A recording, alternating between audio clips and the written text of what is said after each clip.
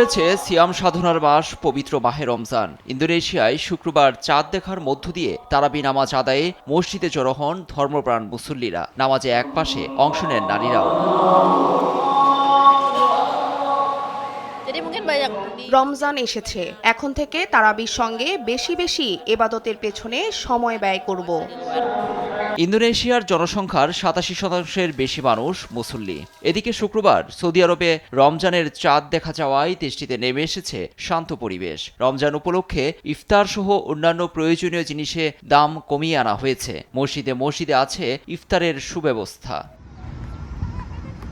রমজান মাসে মুসলিম দেশগুলো সবসময় দেখা যায় ভিন্ন আবহ। শনিবার রোজা শুরু হয় মিশরের কায়রোর বাজারে বেচাকেনায় ধুম পড়েছে। সায়েদা জয়নাব মার্কেটেও তেমনই চিত্র লক্ষ্য করা যায়। এখানকার এলাকাটিকে ঐতিহাসিক হিসেবে বিবেচনা করা হয়। নিজস্ব আনন্দ আর উল্লাস আছে, অন্যান্য জায়গার মতো নয়। পবিত্র রমজানে আনন্দ আরো দ্বিগুণ করে দেয়। যুদ্ধবিধ্বস্ত গাজায় এবারও নেই আমেজ।